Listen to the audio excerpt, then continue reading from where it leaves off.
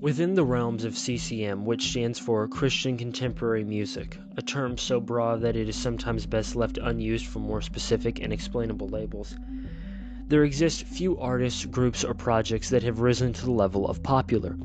In terms of pop and alternative, popularity has been granted to several acts. However, those that remain fairly obscure or have not been preserved in the memories of those who once made them headliners and hits are in fact those which are the most fascinating. One does not need to be well known to be creative, but to be creative will possibly lead you down into obscurity.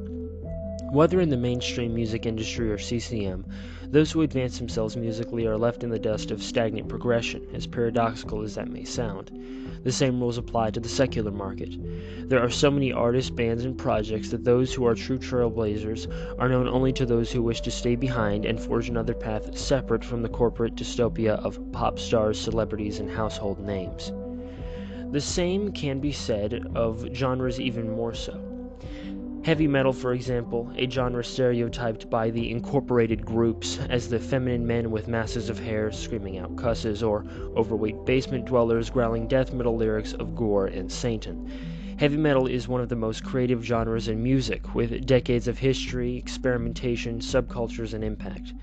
However, it is generally not kosher to radio stations and the large markets, or in reality, those people who run them. Every now and then a few are accepted as important, such as Metallica or Iron Maiden. Meanwhile, in the obscurities of the internet and the rooms of the unnamed, the genre is evolving aggressively. As one will see, the sound of hidden brilliance is paradoxical, both cherished and once easily recognized and also ignored and unheard of. Though not in any way able to be reckoned with heavy metal, one of those groups who achieve both mysterium and landmark artistry is the band called Daniel Amos.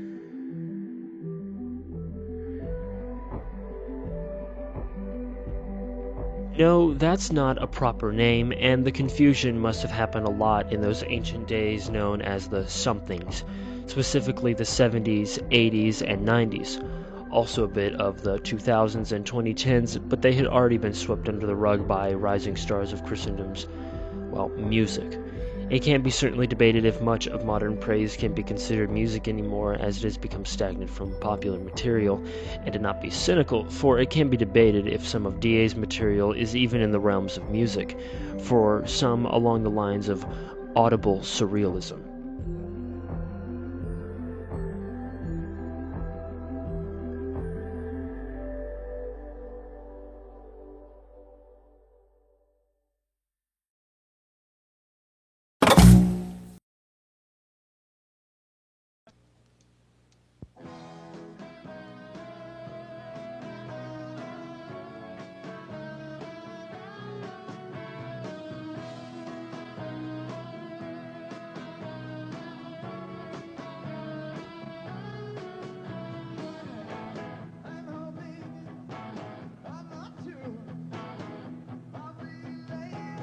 So who are Daniel Amos? Well, they are a country, rock, new wave, synth-pop, alternative, noise, experimental, neo-psychedelia band. All of those words I just said are valid labels, and I'm not exaggerating. In short, DA does or did whatever they like, regardless or regarding the trends of the day. For almost 50 years, 70s to 2010s, DA produced music under the label of Daniel Amos. DA with the umlaut, and back to Daniel Amos. Theirs is a journey of culture hopping. They may materialize as enlightened cyberpunks one year, and another they are the end-of-days cowpokes sitting around waiting for the eschaton. But that wasn't enough. They also had an alter ego band called the Swirling Eddies, which produced humorous tongue-in-cheek albums about a crooning Bigfoot Elvis and the CIA. They also were some of the first Christian rock groups to form from the Jesus movement in the declining late 60s and early 70s. They also have a whole concept record starring the late Pastor Chuck Smith about the dispensatiated premillennialist view of the book of Revelation of St. John the Divine, which is both outdated and hauntingly prophetic. They also have an entire album about an old road-tripping couple who are drawn into a series of esoteric and bizarre happenings. They also have a song called Shotgun Angel, which is the greatest country song ever written. As you can see, to cover this band in full would be a trip through heaven, hell, purgatory, and whatever Sheol is, all the while being accompanied by a possibly pessimistic angelic guide pointing out the roadside attractions in severely allegorical and sarcastic manners. And no, you don't get an answer to anything. It's just the way it is. Please sit back down and drink the swirling eddies Kool-Aid. In short, Daniel Amos was at some times an experiment in absurdist, not the philosophy of Camus, Christendom, which is fairly rare in any forms of media. No matter what style you enjoy, you will find pleasure in all their material. They make everything accessible. However, they manage that. DA, however, is a very complex band, which must have their history discussed. In our case, it will be brief because we are going to focus on only 4 albums of this band's large discography. As well, their history of styles, theology, eschatology, worldview, and personality have grown so much in those decades that one must be given their biography to see the cultural chameleon this band truly is. Not only that, but the sole veteran man behind the band, one Terry Scott Taylor, has to be introduced. His mind was the driving force behind DA, and he is in a sense the true personage named Daniel Amos, unable to be found in the record stores. So with that, here is a brief history of the group, abbreviated where needed. It's the mid-1970s, and in the world of Christianity, things were bustling to say the least. The last several years, starting in the late 1960s, the Jesus movement had swept across America as an almost third great revival. No Whitfield and no Darby were leading, but hippies and Calvary Chapel, don't forget Billy Graham, were pushing forward. It was a time of redemption for the peace and love movements of the previous decade, which had come to a crumbling halt from unrealized anti-war protests and mass abuse of drugs. To add to it, civil rights catastrophes and also a dead president lay in those 10 years. The hippies were beaten and lost, the New Age had ended all too soon, and the acid trips had tripped to nowhere. But in a shocking twist of events, Christendom was waiting to fix that. The 70s saw a massive turn from free love and psychedelia to Jesus and the Holy Spirit. The worn-out counterculture was now seeing itself as misguided and in need of help. Of course, not everyone converted, but large swaths of hippies turned to Christ, which in turn created another counterculture, Jesus freaks. A Jesus freak was one who was the laid-back, loving rebel of the previous decade, but with a Bible instead of a joint, and no matter how much he smelled of the outdoors, he just wanted to see you saved. With this new persona, the world of music, which was integral to the culture itself, with Hendrix and the Beatles altering the scenes, now shifted into Christian-oriented rock, mostly the soft, easygoing acts like Petra and Sweet Comfort Band in the limelight of this new type of contemporary music. Responses to Lynyrd Skynyrd and the Eagles raised their heads. From this development, Daniel Amos was born. Maranatha Records, the first Christian label, supported these early acts, as no one else likely would. Christianity was still looked down upon by this still larger secular world, but with help of people like Chuck Smith with his Calvary Chapel, a large revival tent on the beach of Costa Mesa, California, and also Billy Graham, conservative Christianity quickly embraced their new brothers and sisters from the other end of the spectrum. Daniel Amos would help in this process. Enhance their music, and they speak to the personal and societal issues of our time. Daniel Amos began in 1974 as the group Jubal's Last Band, consisting of Terry Scott Taylor, Chuck Starnes, Steve Baxter, and Kenny Paxton. Taylor had been a musician for years previous, being a part of other bands. He would be the frontman of the group and the only constant member. They started as a quartet that would play at Bible study groups and coffee shops in Southern California, playing soft rock, country, and folk. In 1974, the group recorded a demo tape, after which Starnes and Paxton left. Marty Dykmeyer was eventually found and replaced one of 2 absent members on bass, while Jerry Chamberlain joined to play guitar. A year later, in 1975, Jubal's Last Band auditioned for Maranatha Music and Calvary Chapel, wishing to sign a contract. During this, the band changed their name, because of another band named Jubal being present, to Daniel Amos. DA managed to secure a contract and scored their first single, Ain't Gonna Fight It, which appeared on Maranatha's compilation of that year. In 1976, they recorded their first album, Daniel Amos. After this, Ed McTaggart would join as drummer. the likes of Mark Cook and Rob Watson, two of DA's keyboardists, Greg Flesh on guitar, Tim Chandler as bassist, and Alex McDougall on drums and percussion, would join Daniel Amos over their many decades. Their first album, the self-titled Daniel Amos, starring the four smiling at the listener, was a piece of the era. It was a mix of slow, thoughtful country rock and 70s gentleness. It is easy listening. It may not be remarkable to some as their later work, but is nonetheless very listenable and popular to the real old-timers to this day. On the record, you can see hints of the band's, really Terry Scott Taylor's, commentating lyrics with songs like Jesus is Jehovah to Me and the Skeptic song, which would become more central in later albums. However, released a year later, their second album was simply a masterpiece. They had only scratched the surface on the first, but on the second go, they let loose. Combining country rock, gospel, and bluegrass, the album Shotgun Angel was a hit. The title track is a trucker country song, which is possibly their best song to date. The second half of the album was a different case, though. On side B, hints of psychedelic rock and Jimi Hendrix come out of nowhere.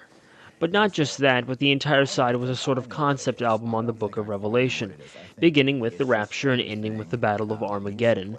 Side B is a ride. It reflects the band's and also a large amount of Christendom's view of the coming calamity that had been prophesied.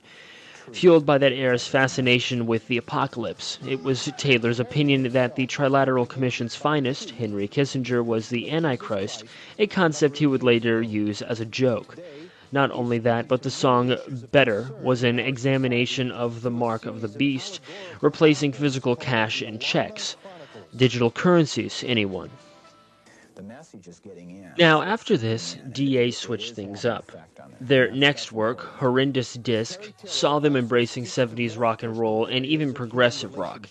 It was a hit, and though it was delayed from 1978 to 1981, it still held up to the changing decades. Next was their 80s era, which in my opinion was their best and also their most ambitious, but we will be covering that era in most of its entirety in this video, specifically the Alarma Chronicles and their companion short story.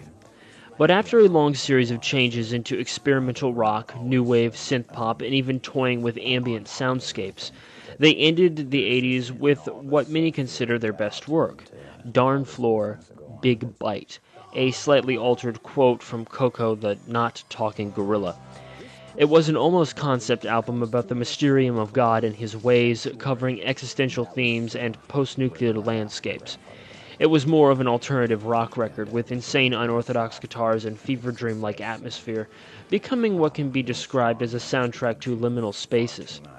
Still, with all its magnificence, they didn't get a big bite. It was critically acclaimed but was almost unnoticed. Sales flopped and it became a hidden gem of top-tier material hidden away from sight.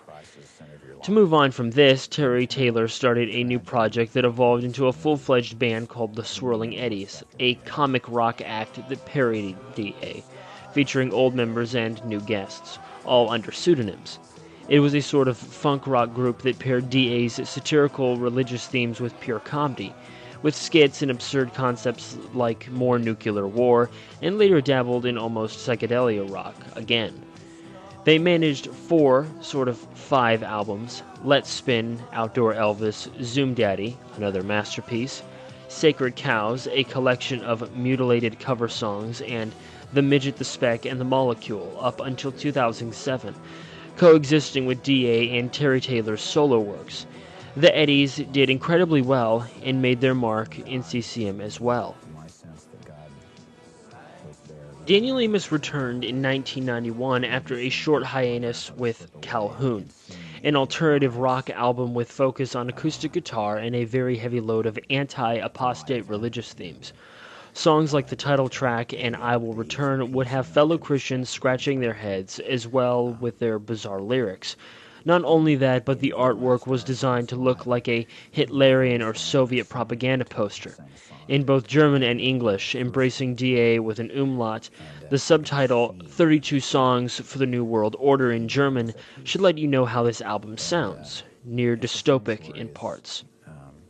After this, DA went into the 90s with attempts at neo-psychedelia with Motorcycle, an album that is another masterpiece hidden behind an uninteresting title, alternative rock on Bible Land, and Songs of the Heart, an album that looks so innocent, but hides what I would consider their most unnerving, bizarre, and confusing album, full of Terry's creepy narration talking about organ bars and an elderly couple encountering the ghost, a mysterious man who worked at a luggage factory.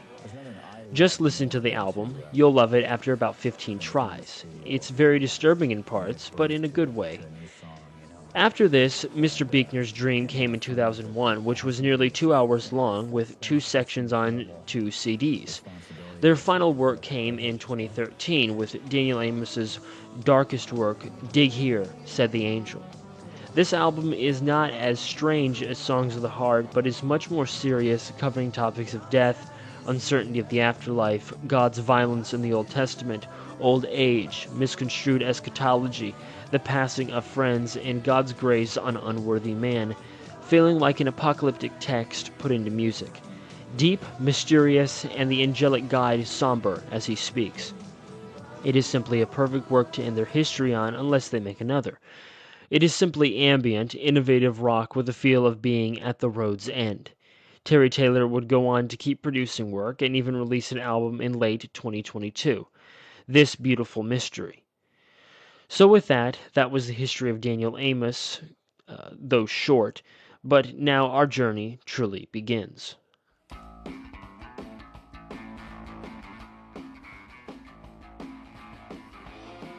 So with that out of the way, we now come to the heart of the matter. The 4 albums DA produced in the 1980s, the Alarma Chronicles. The Alarma Chronicles is not simply a series of 4 albums. It is in fact a short story told in 4 acts put to music, or 4 albums written down and condensed, either way works. Terry Scott Taylor wrote his short story and included the chapters in the vinyl release of the records from 1981 to 1986. These chapters tell a story not bound to the albums, but can be read by itself, without knowledge of the other recordings. Yet when both are taken in, it forms a picture of a story with many offshoots and side stories much like that of Moby Dick, and with all the detail of Paradise Lost.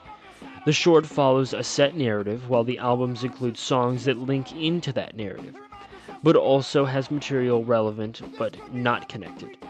An example is the 3rd installment, Vox Humana, which has recurring themes about technology. The chapters that coincide with the album cover those topics, but the album goes further. All in all, they are a single body of anthological work, with a single written text to follow along with the diverse universe of the Chronicles. The 4 albums are 1981's Alarma, 1983's Doppelganger, 1984's Vox Humana, and 1986's Fearful Symmetry. The albums embrace multiple styles, but all stay within one main body, New Wave. New Wave was the rage in the early 80s and has left its mark. DA also toyed with alternative rock, synth-pop, punk, rockabilly, surf rock, and acoustic. The first 2 albums are the most similar to each other, while the 3rd and 4th most similar to themselves. It can be seen as the story having 2 large parts, although the 4th part is almost an epilogue, albeit a long one. The first 2 are more rock and punk oriented with a little synth in the 2nd. They have shorter songs and more tracks, the first having 16, the 2nd 15, some being short gags and just the band having fun. The 2nd even has an intro and outro. The other 2 are much different, with the 3rd album being only 12 tracks, some more standard in length.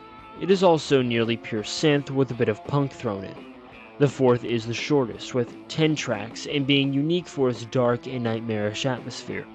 It is also synth-driven, but is not as fun and happy as the previous one.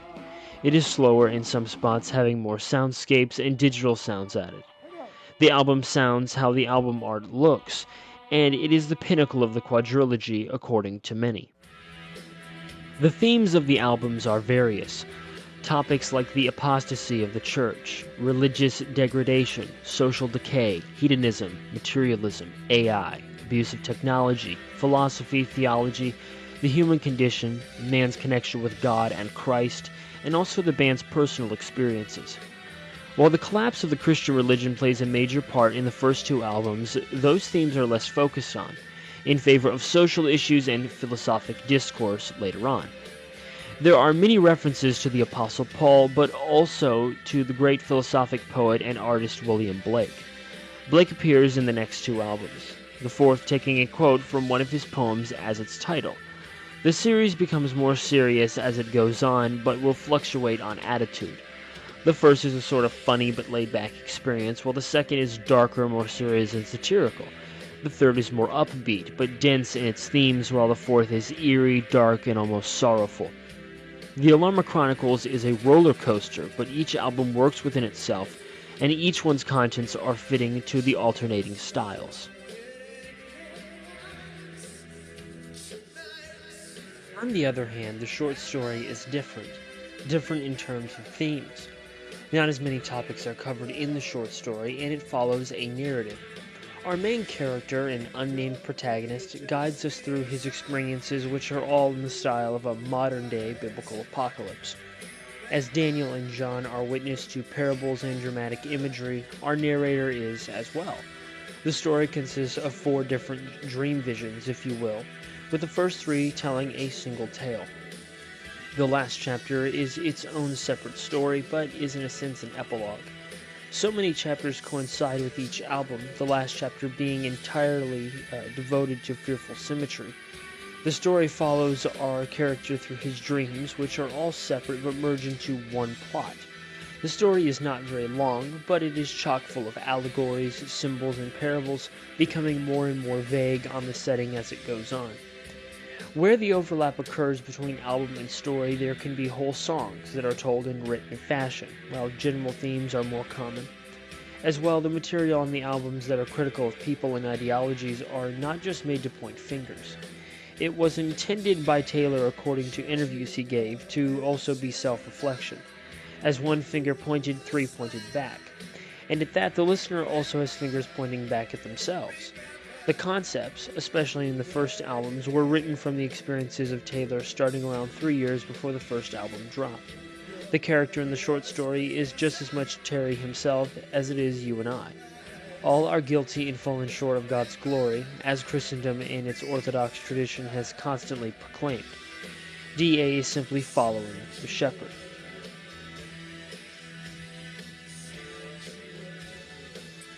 As we journey through the story, I will be covering each chapter along the way where it is relevant to the album. There are official recordings of the short, but not all chapters were read. At least there are no recordings in existence on the web of certain chapters. The entirety of the last chapter is missing, for example. So I will be reading each section myself. We will be examining each song on the albums, some with more attention given them than others. Songs like Shedding the Mortal Coil are mere 2-minute skits and have little value on the story. However, tracks like Travelogue require a lengthy examination. The chapters that correspond to songs on the albums are not always in the same order as the track lists, so readings will be interspersed throughout. I will refrain from giving each a lengthy synopsis about the albums because I have already given enough information here. So, without further ado, let us begin our journey into the world of the Alarma Chronicles.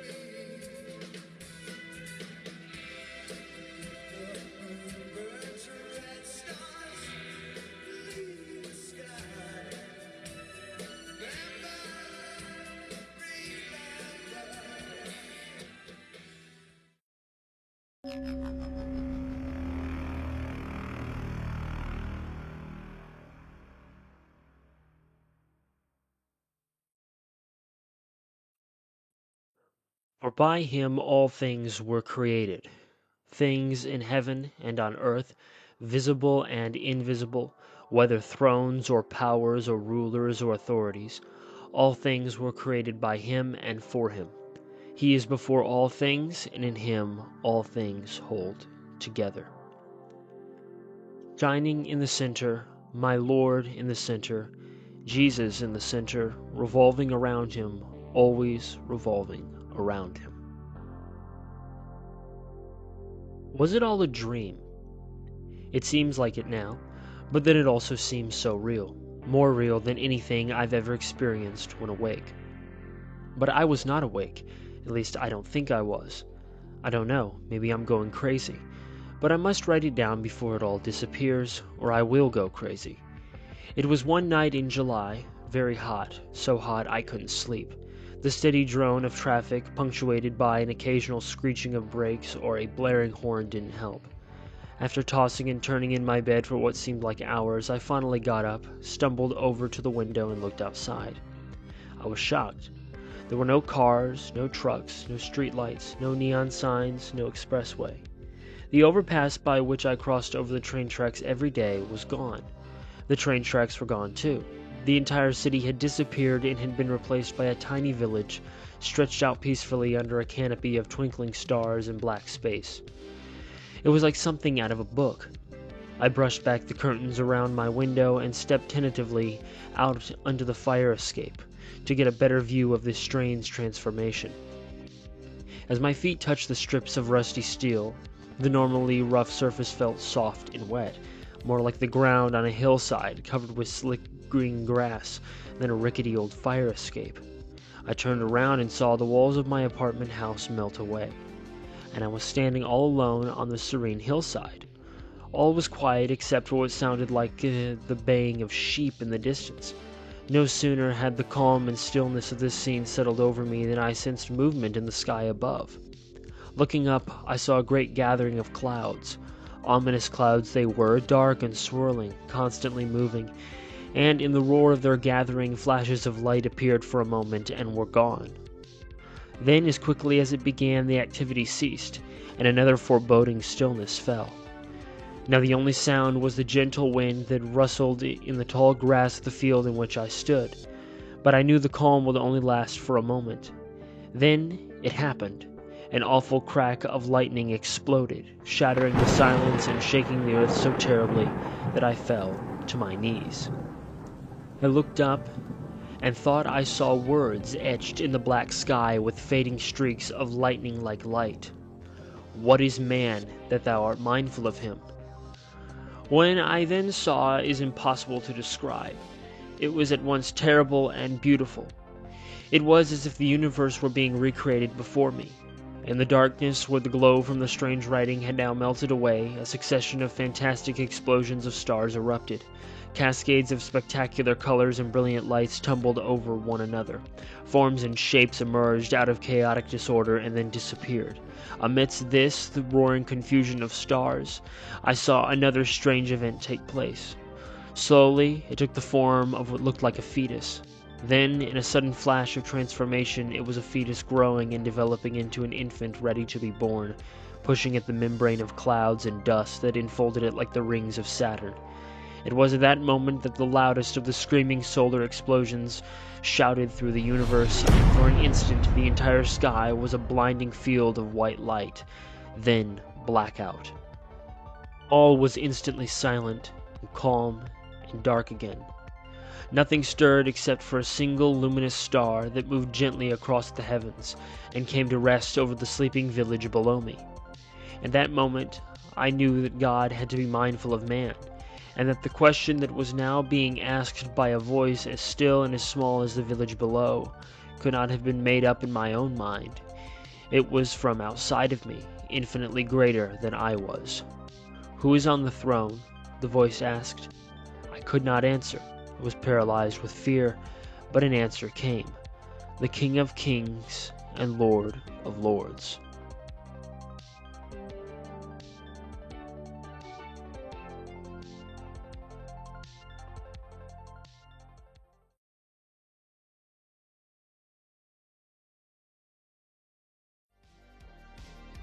Our journey begins with Alarma, the rather unique intro into the collection. Our introduction is much more laid back and stripped down compared to the other albums musically, being a kind of early new wave that was not as flashy and colorful as it would be in the coming years. It is, however, quirky, as other material from DA can be. At some points it can feel very surreal, and at other times rather goofy, and still at other times eerie, not to mention traditional. Lyrical themes here are much more centered on the state of the Western Church, as well as some commentary on Western culture and materialism. It bites down hard on evangelicalism's downsides and takes shots at the failings of the pew squatter. And so we start with a sort of intro into the story. We start with the central theme, as it were, of the whole saga.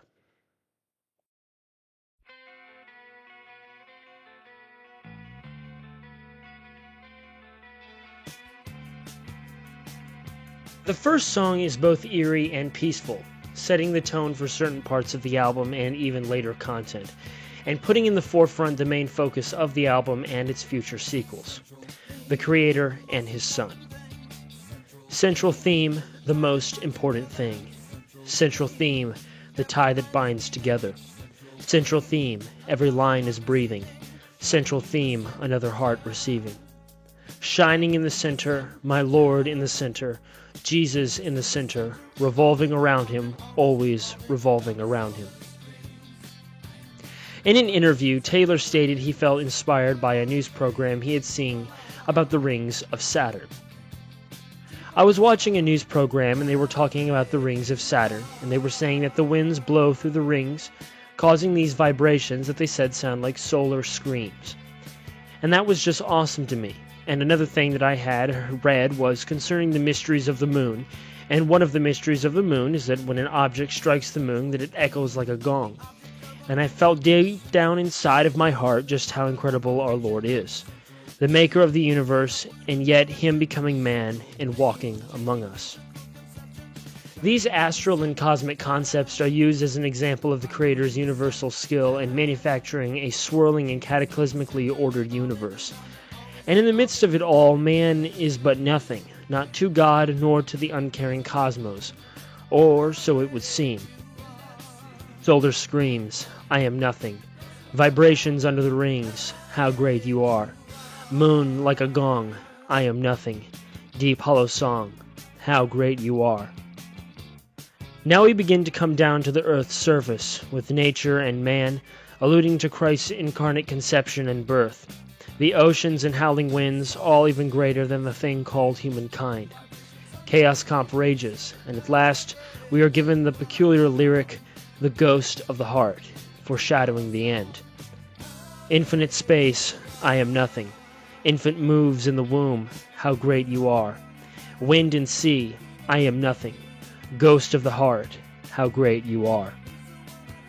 But amongst all this, there is a principal mover, the central theme. Who is on the throne you find, the King of Kings. He's the one I have in mind, the central theme. Lord of Lords, Lord of Lords, Lord of Lords. Central theme's introductory and fundamental message is of the great otherness of the Maker. What will follow is going to discuss toil and trouble. But above all the fervor, there resides the great uncreated one watching all and guiding all, who will be the central theme of this tale about to be told.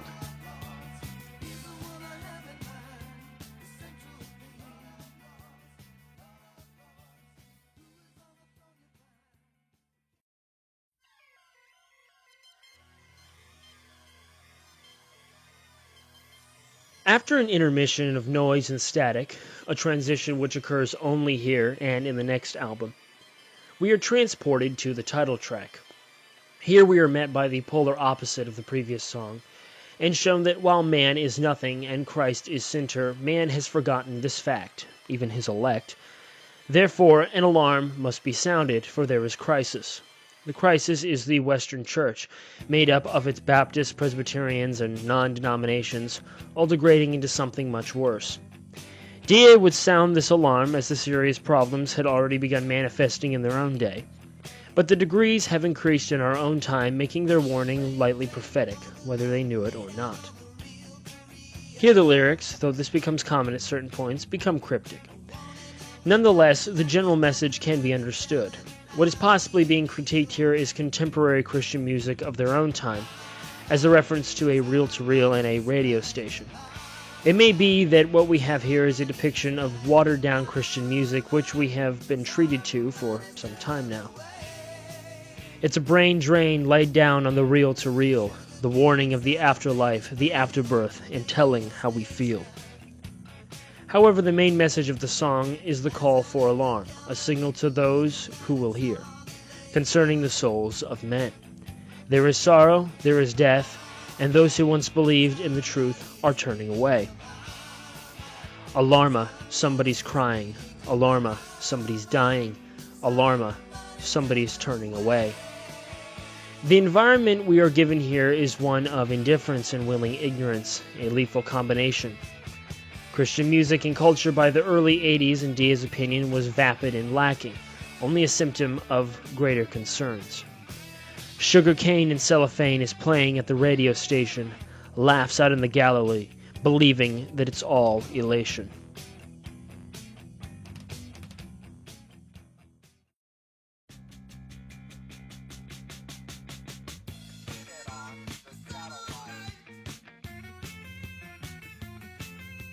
Continuing with the previous song's theme, Big Time Big Deal begins to pursue a target that will appear again in the Chronicles, the religious celebrity, particularly of the Christian form, and in this case, it is of the artist.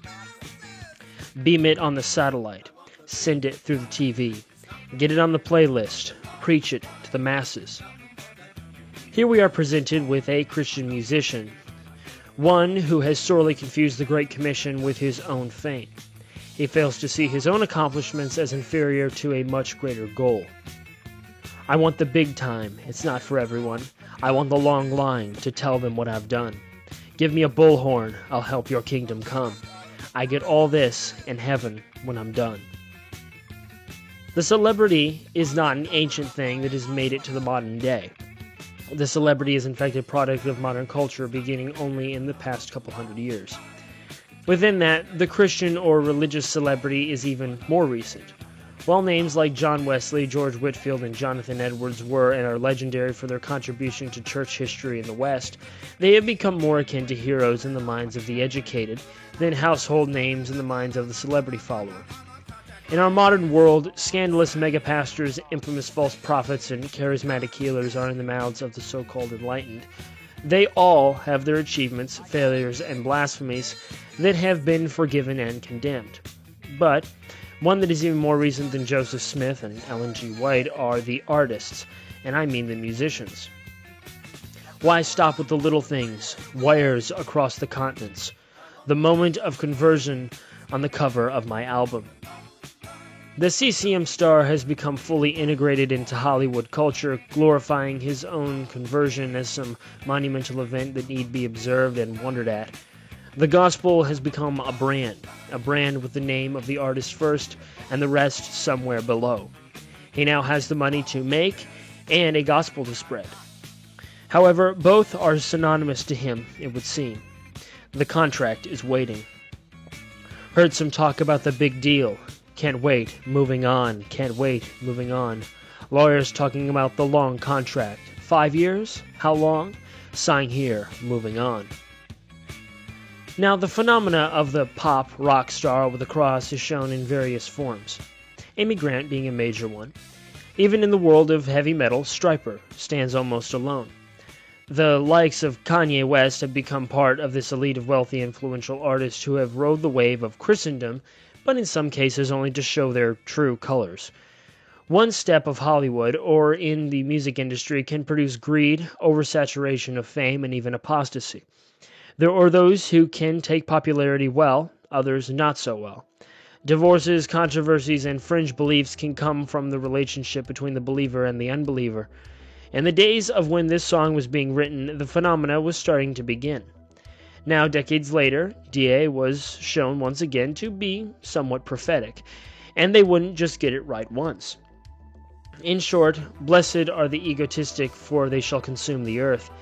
And so the celebrity has been born, and he shall become one with this world as well as in it. Send a tape to Carson, got a date in Vegas, start a church in LA, billboard off the freeway.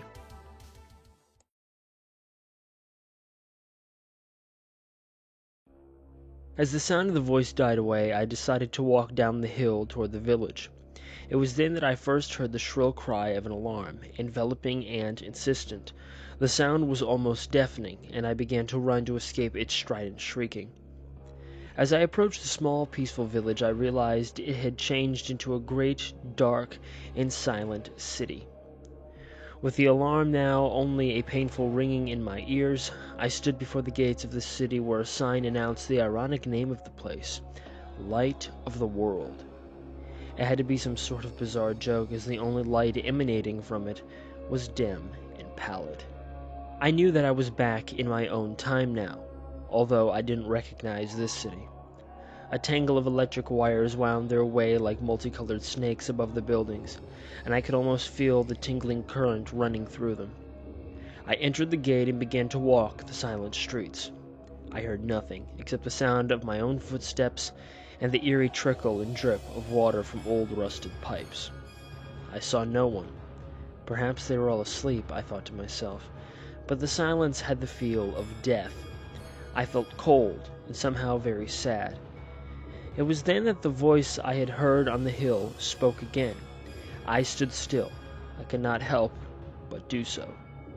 "But if you warn the righteous man not to sin," said the voice, "and he does not sin, he will surely live, because he took warning." As I heard these words, I felt as though I had begun to understand something. I still wasn't sure what it was. "If the salt loses its savor," continued the voice, "it is therefore good for nothing but to be cast out and trodden under the foot of man." I now knew the meaning of the alarm I had first heard on my approach to the city, and the words I had read in a book somewhere long ago seemed to echo the words of the unseen voice. "And I urge you, brothers, warn those who are idle, encourage the timid, help the weak." It was then that I heard footsteps behind me. I turned and beheld a stranger limping toward me. He was haggard and bent, wrapped in a cloak of tattered gray so that I could not see his face. Strangely enough, he did not see me, however. I began to realize that I was somehow invisible to all but myself in this world. The man passed almost straight through me, and made his way to the entrance place of a dark, towering building which rose to my left. I saw the stranger knock at the heavy oak door of that building for several minutes, and for a time I felt no one would heed his desperate rapping, until I heard the sound of moving bolts and saw the door gradually swing open. In the doorway there now stood an immense fat man, dressed in what appeared to be a full-length coat of fur, and about his neck and upon his fingers I could make out the glitter of fine jewelry. He wore one ring that was particularly striking. It had an elaborately cut garnet-like stone, larger than any gem I had ever seen, and it glowed with an uncanny purplish blood-red glow. From behind him came the sound of many voices and much laughter, and there was some strange music playing as well. Just to hear a melody, no matter how strange, was somehow comforting in that haunting city, but the melody slowly grew irritating and dissonant, almost painful to listen to. I wanted it to stop, as I felt my mind being confused and actually pained by the strange sounds of those instruments. Then the dull glow, which issued from almost every window I had seen thus far in the city, exposed the hallway of this building, and cast a dingy halo of yellow light around the huge silhouette of the fat man standing there. The look on the fat man's face was one of contempt and revulsion at the sight of the pathetic creature that stood small and misshapen before him. From where I stood, I could not make out the words of the beggar, but I knew he was pleading, his thin, gnarled hands trembling with urgency as they reached out in desperation to the recoiling fat man. The door slammed in the midst of the beggar's plea, and I saw the poor vagabond's arms drop hopelessly to his sides. His head fell forward slightly in despair. He now turned from the wooden barrier and shuffled slowly away, his back turned toward me. Darkness had almost taken him from my sight when, without ever looking back, he spoke these words that were unmistakably meant for my own ears. "For I was hungry, and you gave me nothing to eat. I was thirsty, and you gave me nothing to drink. I was a stranger, and you did not invite me in. I needed clothes, and you did not clothe me. I was sick and in prison, and you would not look after me." I was deeply shaken by his words, and began to weep. I knew that voice. I had first heard it upon a distant hilltop where I had once watched a single luminous star hovering over a sleeping village. I reached up to clear my eyes of the stinging tears when I saw my hands were covered with rings and were glowing with a purplish, blood-red glow.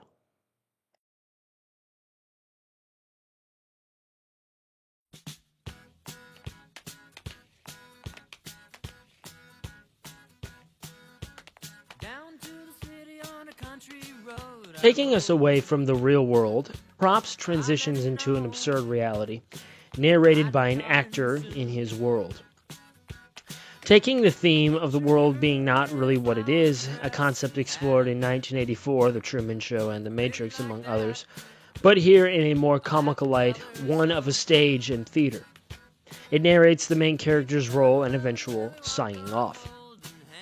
Down to the city on a country road I roll. I let her know I'd be coming soon. I picture her in a flowered dress and hat. I really like that. I'll have to tell her so. The people are gonna love it when we walk off holding hands. They like happy ends. Maybe life's that way. All seems normal from the description given of this traveler making his way through the countryside. The sun is shining in the big blue sky. It's a turn-down day. When he gets to whistling like the birds up high, he could fly away. But quickly the world is deconstructed, shown only to be a stage with its props, characters, and curtain. When the curtain comes down, I'll pack my things and go. That's not in the show, but it's part of the play. All the little men, they're gonna come and put away the sun in the big blue sky, and the world outside, he'll watch him draw the curtain and hear the night say hi. I wave to the people, but the wind just blows them down on the paper ground. They still smile.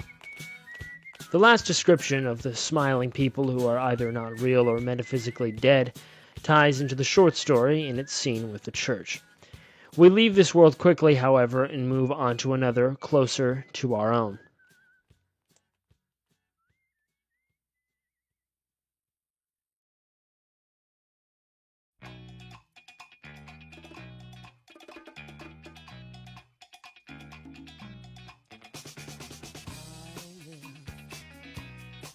My room begins with a straightforward narration as we are introduced to another character. My room is a commentary on the isolation of the church in the West. Each believer is slowly becoming cultish and fairly Gnostic with their worldview. The world is wicked, and so they will make their very little attempt to beckon anyone outside their bubble to come in from the rain. I live in my room. It's warm here in my room. The world is spinning like a big top. I've got a secret. I will slip it under the door. Slip it to this wicked, wicked world. The narrator is a recluse who wishes to share a secret to the world outside. Taylor explained this song as an example of Christians who hide away from society, but have little effort in taking part in spreading their message. They simply slip it under the door, not taking anything very far. Our narrator, however, becomes irritated by the outside world as he sinks deeper into his own personal experience, disregarding others. I read in my room, memorize in my room. I am removing myself. I am moving quietly. Those without the secret keep on knocking at the door, disturbance from this wicked, wicked world. He will, however, participate in a bigger room with others, all isolated themselves. Christendom building walls around itself. The community becomes synchronized, and therefore orderly to those within. They are the elect, separate in such a way that they become esoteric. The phenomena has existed even in the centuries before and during the days of Christ, with the Qumran sect, who believe they preserve the truth of God's revelation, and so hid themselves away in the desert, condemning the rest of Judaism as corrupt and apostate. There's many little rooms with people like me. We often get together in a bigger room. We harmonize, we know it's real, we know it's real. But in the end, there is no change, and the narrator sleeps as heaven cries. I sleep in my room. It's dark now in my room. Time is ticking on the big clock. It's raining outside. Heaven's tears are falling down, fallen on this wicked, wicked world. I live in my room.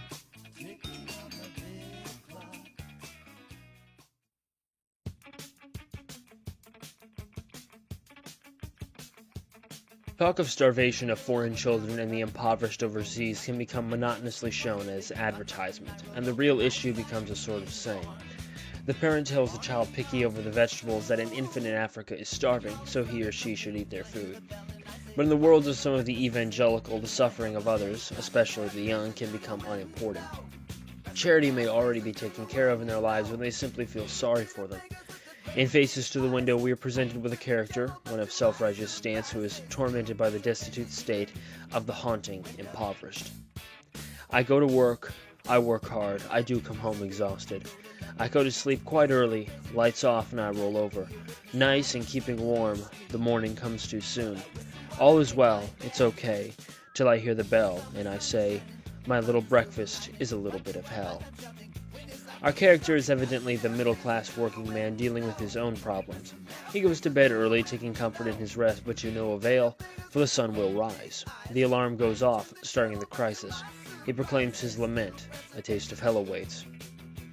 For they got their faces to the window, pressing their faces to the window. Little bitty beggars with the great big eyes, I to the channel, but to my surprise, they still press their faces to the window. Here the everyman is met with his television screen portraying begging children asking for help either in shelter or food, eyes wide in despair. This disturbs him with a rack of guilt, so he changes the channel, only to see the specters waiting for him there. This begins the man's self-consolation. He is a constant churchgoer. He goes on picnics. He does pray and has a recognized obligation to proclaim the good news. He is disturbed by the visions, but he whistles doing his trivial tasks. The world is good, he is doing well, but there is a lingering problem, and he finds himself wondering, when will God do the next big thing? I go to church each Sunday, I go to lovely picnics, I say my prayers at bedtime, I try to be a witness. I lose a little sleep, but I whistle while I make my bed. The summer sun is shining, in clouds a silver lining. Why do I find myself shouting, when is thy kingdom coming? Got their faces to the window, pressing their faces to the window. Little bitty beggars with the great big eyes. I turn the channel, but to my surprise, they still press their faces to the window. The lesson taught here is one of Jonah. The prophet, when confronted with the task of preaching judgment with the call of repentance, he fled from the mission. As well, many would like to forget the poor and needy here at home and abroad, but the problem still remains, whether you remember it or not. Some in the West are themselves struggling along, but others have the ability to possibly bring change to the naked and forsaken. And to those who cannot offer much, whether to the beggar on the street or the distant African, a prayer made in remembrance of them may suffice, where physical action is lacking or not possible.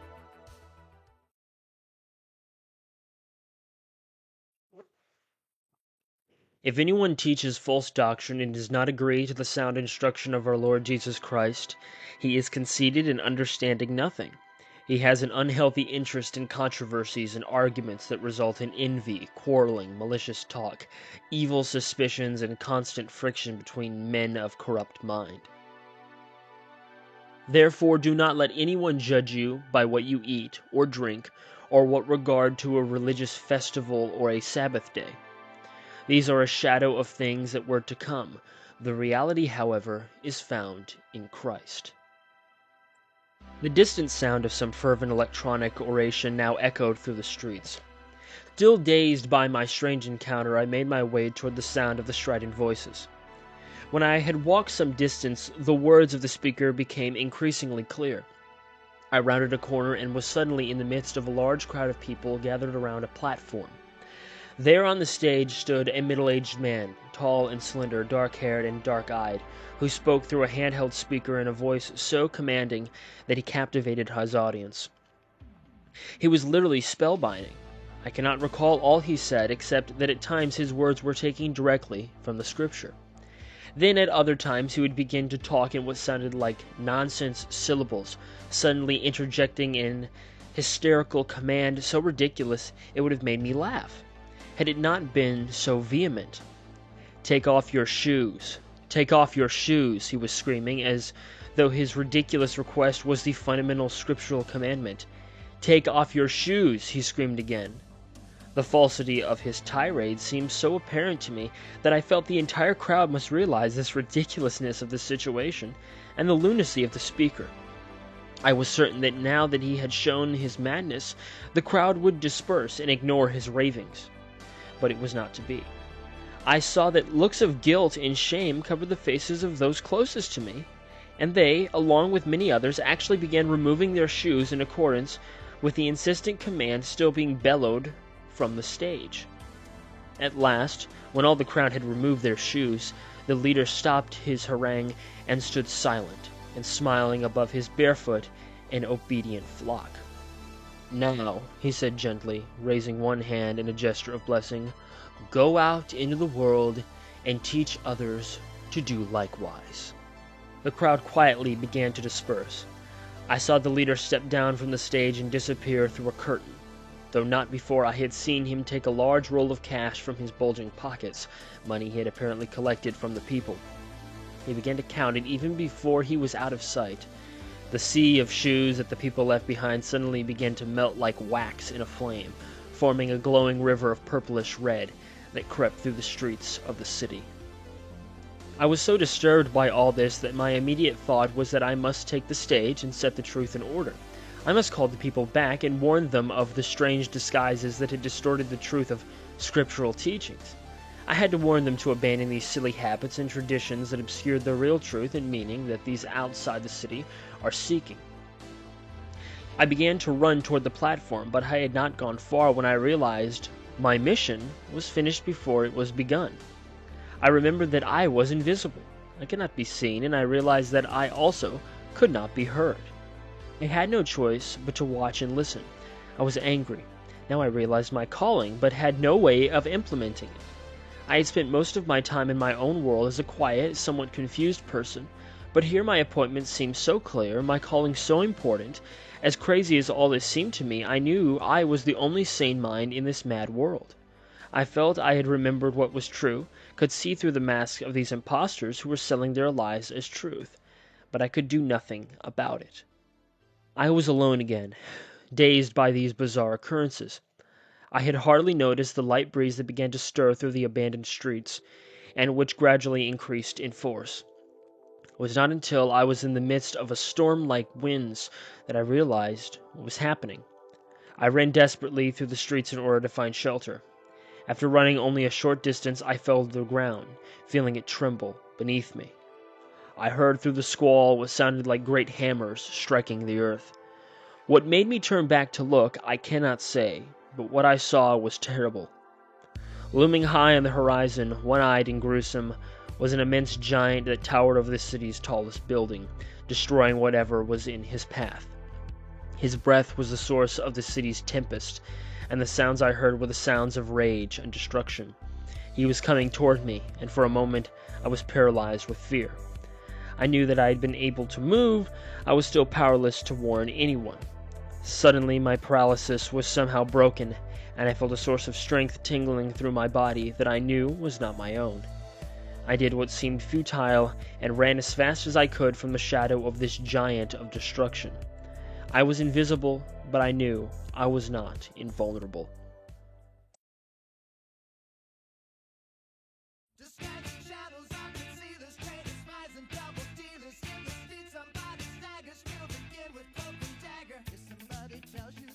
Bursting forth in a sort of fury, Cloak and Dagger only lasts 2 minutes, and half of it is instrumental. Its meaning is also fairly obscure, but a meaning can be found. Disguising shadows are concealers, traitors, spies, and double dealers. In the streets, somebody staggers, killed again with cloak and dagger. If somebody tells you that their love is true, don't believe it if they hold a gun to you. There's Cold War tactics hidden in a smiling face, a pretty kind of poison that will leave no trace. In a gist, it's a short ditty about espionage, secret agents, the Cold War, and assassination. However, this is symbolic for something else. If viewed with a lens of religious understanding, a concern over certain groups and sects can be in view, with the lines concerning those affirming their love while brandishing a weapon against you, and those unveiling a secret plan only to have bloody hands is helpful, as well as the final line concerning wolves stalking children. However, Taylor does help give insight into the song, which in fact concerns the previous album by the band, Horrendous Disc, and the problems surrounding that recording. He states, "The upside is that we may never record an album like Alarma, had we not been pruned down to a more compact, leaner, and meaner version of ourselves, instead of hiring new members, something we considered. We intentionally went with what we had, incentivizing us to explore new creative territory. Cloak and Dagger, a rather pessimistic little number, was in a sense a lamentation regarding the band's naive approach.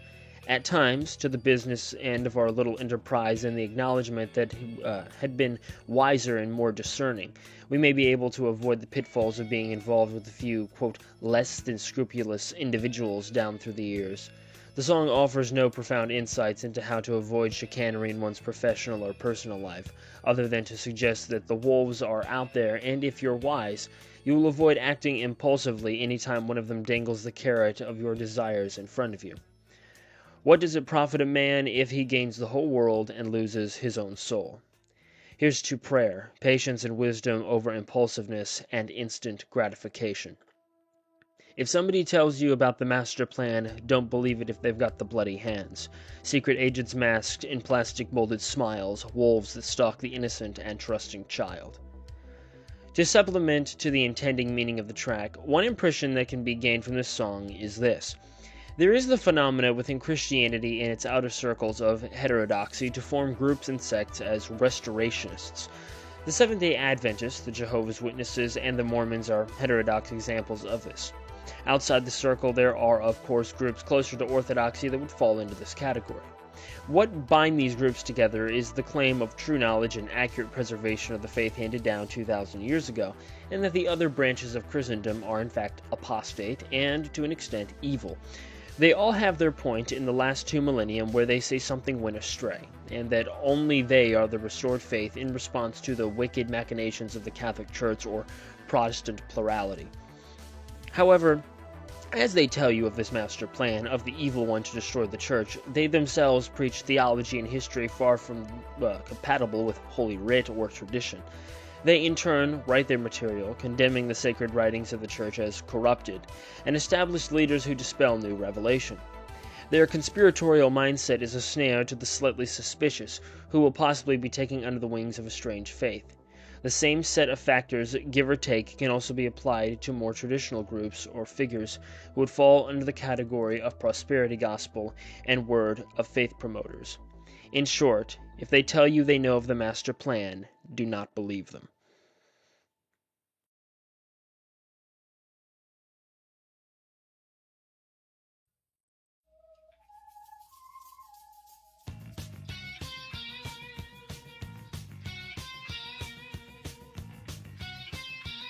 After Cloak and Dagger, Colored By tackles a similar subject, misrepresented Christianity. You might not recognize, the truth gets colored by wrong things, bad things do disguise, afraid you might despise, the real thing. In many cases, the beliefs of Christianity can be warped and made out to be what they are not. To take an example from the song and short story, if one were to experience a pastor standing at the pulpit declaring that the gospel was to go barefoot, a reasonable person may take that sermon by the man as the whole of Christendom, absurd and false.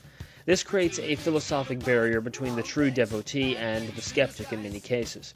It is worse, however, in cases where cults and fringe movements, which will be made as stereotypes, drawing fire to the innocent they are standing among, as if they are the real thing. Down in Southern Cal, we don't wear shoes. We lay it way back. When someone with charisma tells me, don't wear shoes, I tell them, go back. Where did you get that? Down in Africa, they beat the drum. They like the big beat. White man through the PA says, don't beat that drum. They tell him, go back. Where does it say that? False doctrines and outlying ideas proposed by the stray may be taken as the whole sum of the religious group.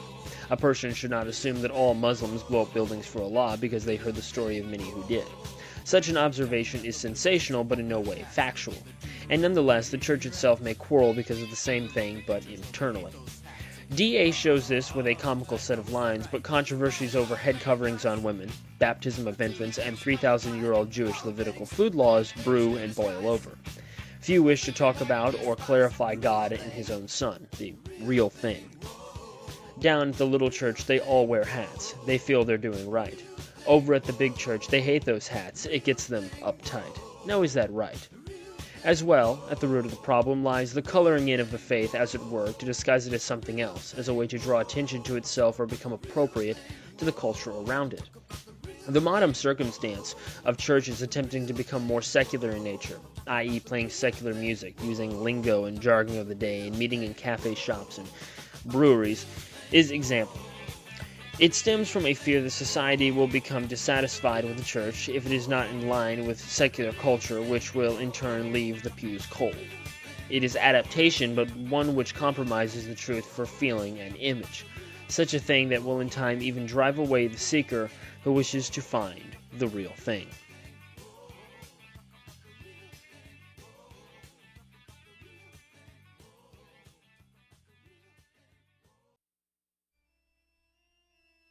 This very short track is simply a keyboard reprise of Cloak and Dagger. Because of this, it can be moved past without much note.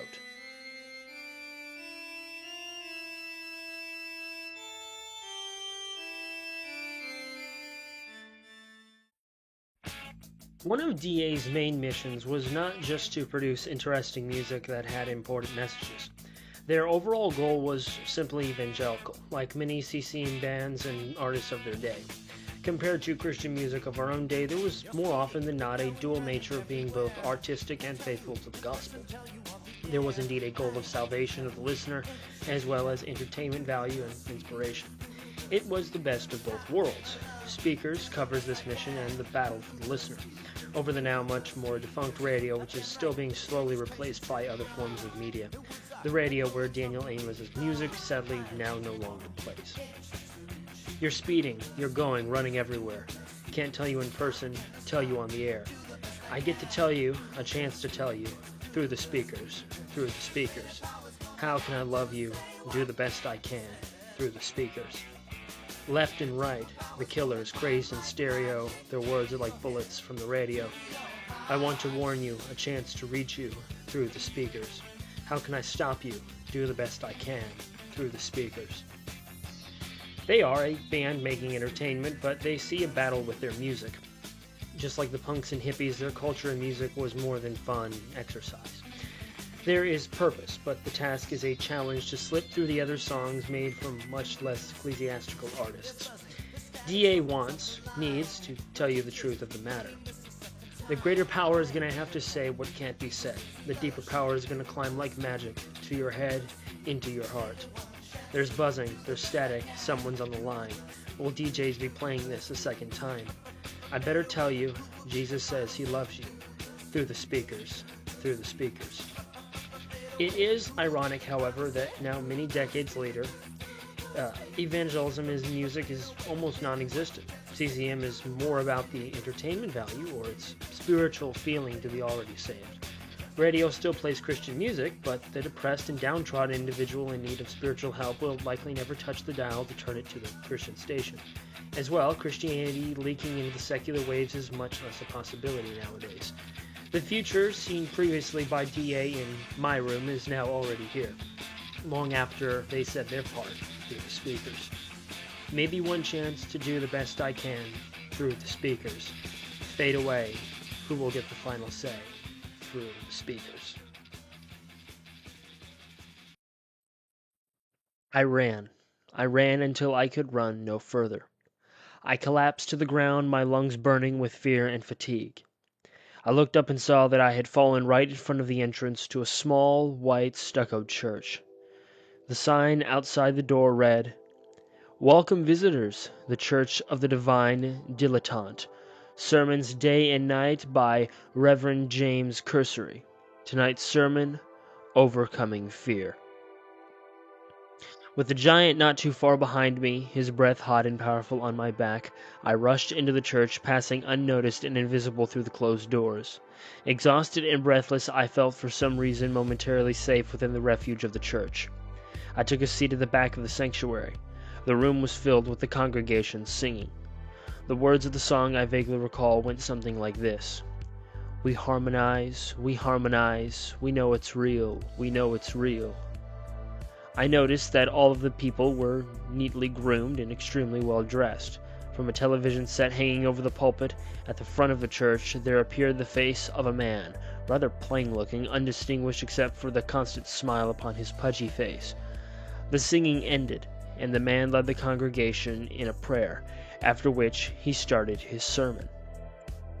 "Welcome, friends," he began in a sing-songy cadence. "My name is Reverend James Cursory, and I am speaking to you from the studios located here in the heart of our beloved city. This broadcast is beamed around the world this very moment via satellite. With our program, we hope to reach a world gripped in sin." I couldn't help but think of the grip of the giant I had just escaped, but I pushed the thought out of my mind. The Reverend went on speaking. "Yes, people are indeed seeking peace, but they are seeking it in temporal things, things that fade and leave a hollow emptiness. Now these same people may tell themselves that death will hold back its hand, that they will lead long, prosperous lives, but truly life is like a vapor, and one day we shall surely meet our Maker. Only those things done in and for Him will stand the fire that will test our works." This all sounded more reasonable to me than the man I had just heard in the streets, but I was disturbed by something in Reverend Cursory's manner. It was intensified by my attempts to forget the giant outside. His memory kept invading my mind, although his monstrous image seemed so strange and unreal in the serenity and harmony of this church service. "Now, the title of today's lesson," continued the Reverend, "is Overcoming Fear. My dear friends, fear is largely the product of our own imaginings. We imagine there are giants outside, the giants of circumstance that we can never overcome. We feel helpless in the grip of fear." The giant again. I knew the giant I had seen was no product of my imagination, at least no more than the Reverend James Cursory was. He continued, "This does not have to be. There is a solution to overcoming our fears, and that solution has already been evidenced in our service this evening. Song is the answer, my friends. Why, only a moment ago you felt the joy of singing, and in it you felt the power of positive approaches to the problems of this earthly life. So I say, sing, sing, sing. To make a joyful noise is to overcome the giants of our imagined fears. Singing is our David, circumstance is our Goliath. Our rock and sling is the ability to ignore the circumstances which confront us and hide in the shelter of a song." The Reverend continued his message. I felt a panic rising within me. I knew for certain the people were being ill-equipped to do battle with the giant that was waiting just outside the door. I knew that if the giant I had seen was real, no song would defeat him, at least not the song they sang. I knew it was futile to try to tell them so. They would never hear me, even if I were able to speak. They were hearing what they wanted to hear, and that was all they could hear. "A song is all we need, a song is all we need," they chorused. Then I noticed they wore no shoes, and their hands were covered with the glitter of rings. Over their clothes, they wore luxuriant furs of every kind. Suddenly, in low whisper beneath their singing, I heard that familiar voice from the haggard beggar in the city. Again he was speaking to me. "You say, 'I am rich, I have acquired wealth, and do not need a thing.' You do not realize you are wretched, pitiful, poor, blind, and naked." I didn't realize what all this meant until the next incident occurred. There was a rapping at the church window. I looked out and I saw a naked stick of a child standing cold and lonely in the dark, his eyes wide and clouded with delirium, his stomach bloated with famine. The congregation continued to sing, and I thought no one had noticed him. "Please," I said aloud, "someone do something." It was a useless plea. I knew I could not be heard. Then I noticed the woman seated directly in front of me looked out the same window, and seeing the poor urchin standing there, she cringed with alarm. She immediately opened her purse and began searching through it. I foolishly hoped she might be looking for food, something that might relieve the child's hunger. Instead, she took out a piece of paper, and with a pen she wrote the words, "We love you," upon it. She left her seat, walked over to the window, opened it slightly, and slipped the piece of paper out to the child, closing the window. She turned back toward me with a sad but relieved expression. She returned to her seat, where she took up with renewed enthusiasm the song of the congregation. The child had disappeared, but I needed no voice to explain what I had just witnessed. I knew the words myself, and I hardly kept back the tears as I recalled them. What good is it, my brothers, if a man claims to have faith but has no deeds? Can such faith save him? Suppose a brother or sister is without clothes and daily food. If one of you says to him, "Go, I wish you well," keep warm and well fed, but does nothing about his physical needs, what good is it? In the same way, faith by itself, if it is not accompanied by action, is dead. The people sang on. Then, one of the strangest occurrences yet took place. I saw them slowly begin to change before my eyes. Some shrank to the size of small children dressed up like adults. Others retained their adult size but became baby-like in their behavior, crying and drooling uncontrollably, sucking their thumbs, crawling about on the floor of the sanctuary. I was repulsed by this weird sight. I felt like Alice in a horrible world of playing card babies that took on flat two-dimensional forms. Suddenly the door of the church flew open, and the stinking tempest of the giant's breath blew like a whirlwind through the church, knocking down and scattering the card-like infants over the floor of the church in one swift blow. Like paper cutouts for supermarket displays, they continued to smile, no longer human beings. They were silent and macabre caricatures of themselves. Reverend James Cursory kept up the singing until his face fell apart in a jumble of lines and static. His voice and image faded into a gray blur, then disappeared altogether from the TV screen. As the wind began to screech through the aisles of the church, the gray blur of the TV screen burst into a glow of blood red that pulsed in laser-like intensity. Suddenly, the wind ceased for a moment, and a deafening crash shattered the silence as shards of stained glass windows exploded in every direction in a storm of broken color.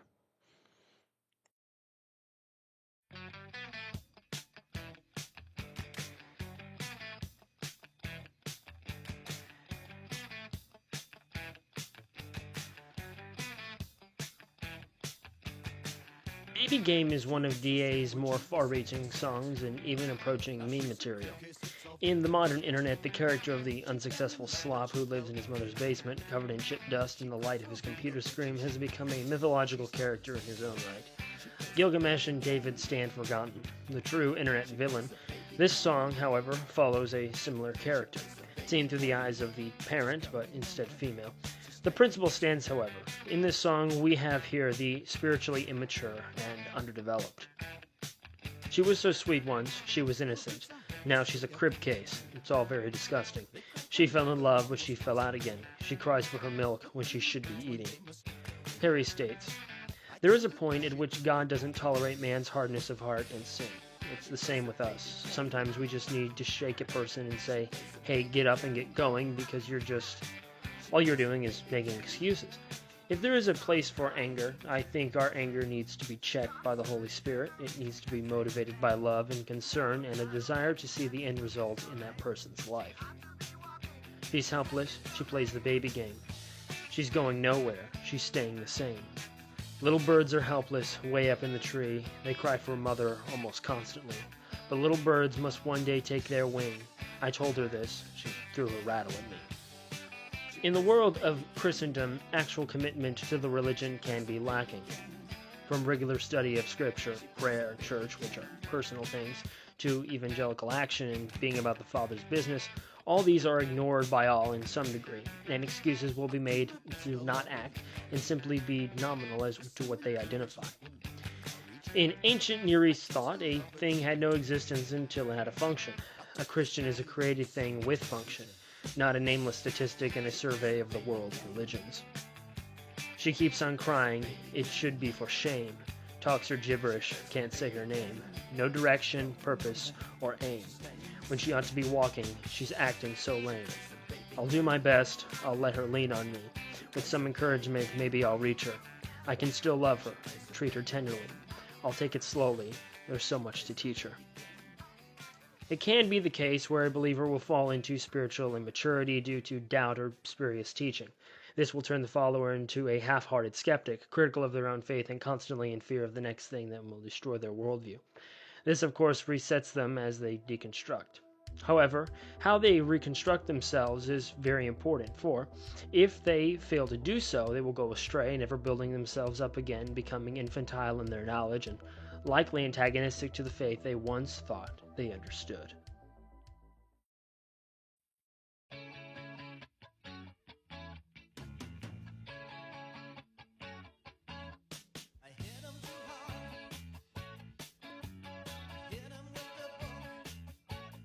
Anthem is a humorously aggressive song, as explained by Taylor.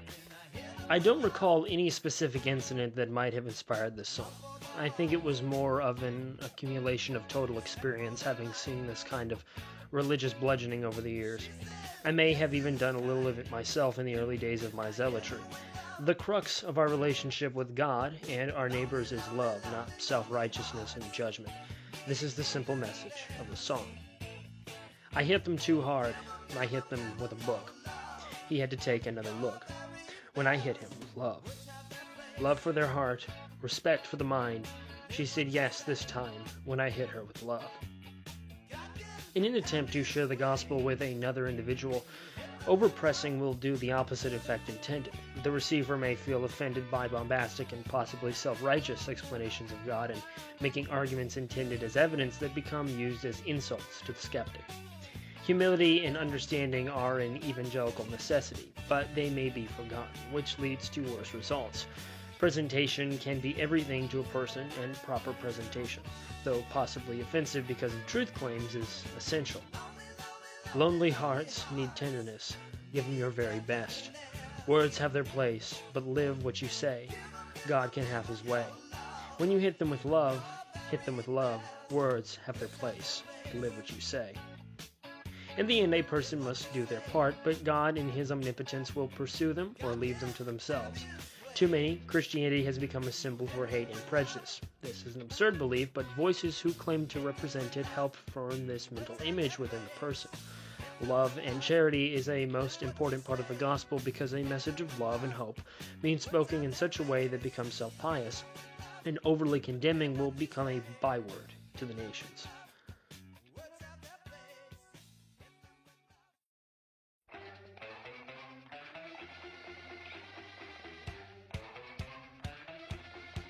Shedding the Mortal Coil is a shorter jam likened to Props, but with less to draw from. It is more of a fun track, and so Jerry Chamberlain's story of the song's title origin will suffice along with the lyrics. We were on a tour in Canada with the good friend and brother Randy Stonehill. One night we were relaxing between concerts, and Randy, in his customary and humorous way, used the term "shed the mortal coil," which means to die. We all nearly fell off our chairs with laughter because I had never heard it before, and I'm not sure Terry and the other guys had either. Hit it. It's falling off. It's unraveling. It's come undone. It's disintegrating. Shedding the mortal coil. I'm shedding the mortal coil. Hit it again.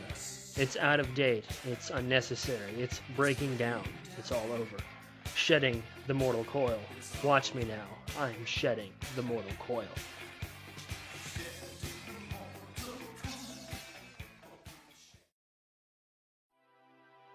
Somehow I had escaped being cut up by the storm of broken glass, and I made my way cautiously outside the ruin of the church. The white stucco building was now just a crumbling facade. The giant was gone, and once again I stood alone in the street. One day I said aloud to myself, they will no longer be infants, tossed back and forth by the waves and blown here and there by every wind of teaching. Again, these words I remembered from my reading, and now I realized that the voice seemed to be speaking from my own heart, and not from outside of me.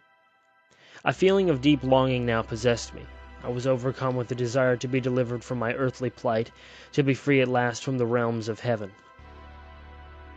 It was not something I could fully explain. Nevertheless, I could not escape the feeling, and my eyes filled with the stinging tears of a vague but very real yearning to die in body and live on in spirit.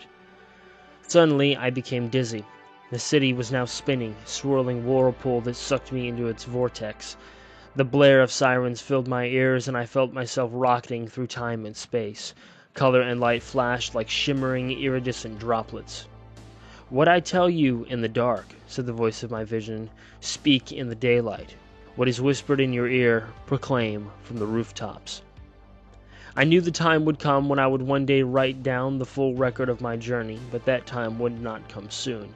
My pilgrimage was not yet over. I was engulfed in the streaming colors and screaming sirens.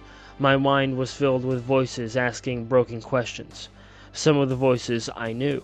Others were strange to me. Some I could barely hear at all. Why am I? What is man? Ghost or guest? Dust is dust. Why must I? Do I mind? Why do I? Remove my shoes. Do I die? I do mine. Mind full of him singing. For me, the wind of doctrine. Eyes disguised by my me, for me, who is on the throne. Why? All continued to be color and light, sirens screaming, warning, crying ahead. An eerie light radiates in tints purple, blue, red, neon. I will myself to turn back, but I have no control over my destiny in this place. I feel I cannot bear this thing, for though I have only a vague perception of what lies ahead, even in this moment I sense the insanity which looms just this side of that blazing scarlet horizon. I tell myself I must turn back. I must turn back.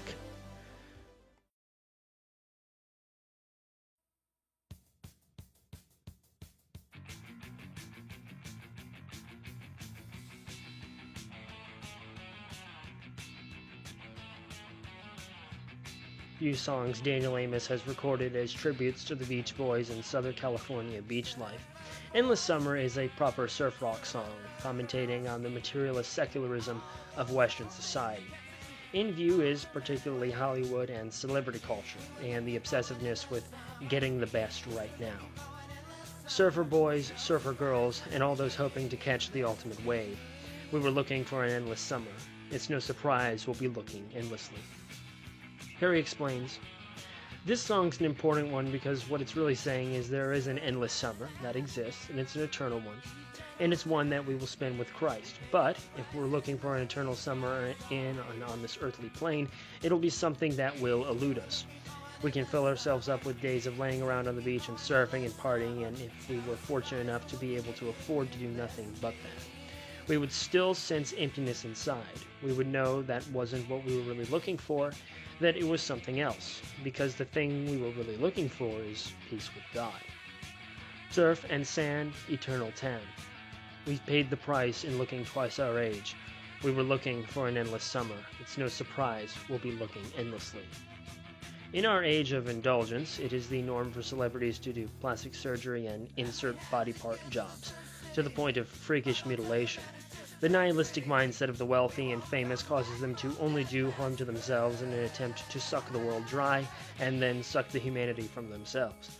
The endless summer that they are hopelessly trying to create will always exist in the worlds beyond as well as within, but they will not partake, for they do not even believe it exists. Because of their futile building of the carnal Babel, the average follower of these types will imitate to the best of their ability what they see their idols doing. They want what they have, they want to look like them, and so on. Boats, cars, large houses, and excess of all other things that the lower-class follower dreams of acquiring, but will likely fall into trouble in the process of imitating the stars above. And we had to get to Surf City, but I'll tell you, man, it's just Drag City. We won't come back from Dead Man's Curve.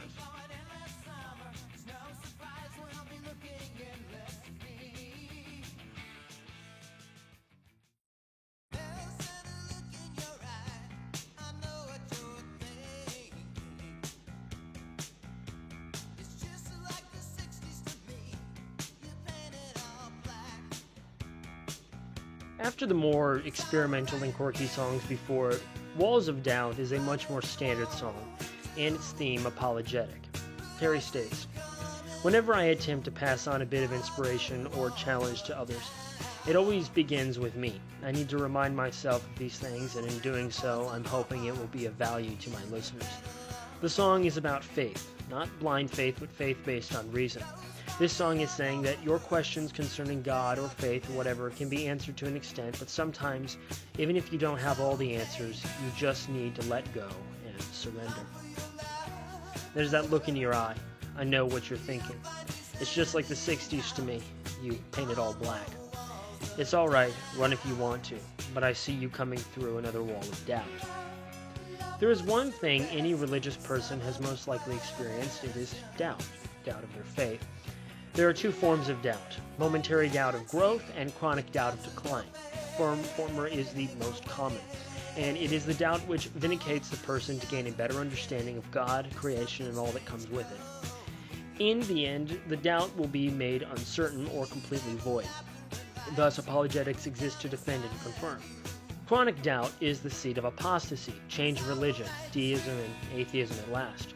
It is the form that cannot be broken down, and it eats away at the subject until they reject what they are doubting, finding no way to resolve. Walls of doubt, however, stands as a response to the one going down the rabbit hole of uncertain faith. You hear that voice in your heart, you get that longing. It goes far beyond all the words, the great arguments. It's okay, long for your lover. You'll find him standing out beyond the walls of doubt. There are things that are hard to explain and will likely always be there for the Christian, Jew, Muslim, etc. Whether it is that passage of the Bible that one cannot reconcile easily or that scientific data that is used to object to theism, faith is not blind, but it can be challenged by a chaotic world. Yes, answers to those challenges may not exist now and may never, but that is okay. Every theory has its problems, every ideology its errors, but that does not make it false. It simply means we are incapable of understanding something. The wall of doubt is there, but it's not a void of deception. It's a wall, and walls are barriers, not ends of journeys. Break them down and reveal the truth that exists regardless of opposition. Love. Love puts to rest some of the questions. Love. Find it and see the doubts will go fading away. All through the hours of the day, there's something strange growing, the seed of laughter and light way down inside you. It's all right, you can let it go now. Love is the master's plow. Crash down the walls of doubt. One must let go and accept their mortality and limited state of being. The goal in the end is not correct answers per se, but love. God is love, and transcendence exists beyond answers. So let go and rise above uncertainties to where truth here is just an obscured shadow of truth above. There's that look in your eye. I know what you're thinking. It's just like the 60s to me. You paint it all black. It's all right. You can let go now. Love is the master's plow. Crash down the walls of doubt.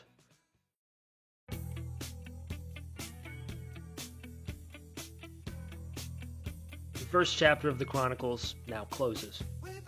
Ghost of the Heart is the end of the first act, but a transition into the second, as we will see, both in theme and atmosphere. The final song centers back in on our main seer, the same character as the one in the short story, or so it would seem. Here the lyrics are once again cryptic, but also more distraught, a sign of things to come. It is a song of personal consideration on Taylor's part. What was the intent of making such things? Is the music for a greater purpose or self-gratification deep down? Way back in my heart is the motive for this. I ask the question, did I do it for self? I need the light on. The monster of vanity gets frightened by the ghost of the heart. An observation that's pertinent to the subject which I want to address is when I seek the kingdom, the master of disguises gets frightened by the ghost of the heart. Shed the light on me. Oh no, who is that? Oh no, it's me. It's gonna leave you in the dust. I'm going down. It's gonna leave you in the rough. I'm crawling around. It's gonna leave you in the dust. It'll leave me in his hands. It's gonna leave you in the rough. It'll leave me in his hands. Our narrator is now in a state of conclusion. He has seen many things and has sounded the alarm, but he wishes to depart from this series of problems. In the midst of vision, he sees someone and realizes that it is himself and is disturbed by a visage of himself. All the trials and testings he has gone through so far is going to leave him less than before and at the mercy of God. At last, he is left with the question of his motive, of his mission. Did I do it for self? And in conclusion, when I stand alone, and I'm asked the question, did I do it for self? Can I then answer, the demon of hatred was frightened by the ghost of the heart? And so, as Volume 1 ends, our journey is only just beginning. From here, things will change and never be the same. Alarma is simply an introduction, but one which presents to the listener and reader with a truckload of concerns and troubles which need to be addressed. These themes and concepts will return again as we will go on. Its overall conclusion is that the Church in the West is severely deprived in many ways. They have become sheltered, selfish, plain, ignorant, afraid, and insufficient. The alarm has been sounded, and what will the response be? With Alarma completed, we will move onward to Doppelganger, the second installment, which will cover some of the same and more of that which Alarma has introduced. The double awaits. Not to us, O Lord, not to us, but to your name be the glory because of your love and faithfulness. Why do the nations say, where is their God? Our God is in heaven. He does whatever pleases him. But their idols are silver and gold made by the hands of men. They have mouths but cannot speak, eyes but they cannot see. They have ears but they cannot hear, noses but they cannot smell. They have hands but cannot feel, feet but they cannot walk, nor can they utter a sound with their throats. Those who make them will be like them, and so will those who trust them.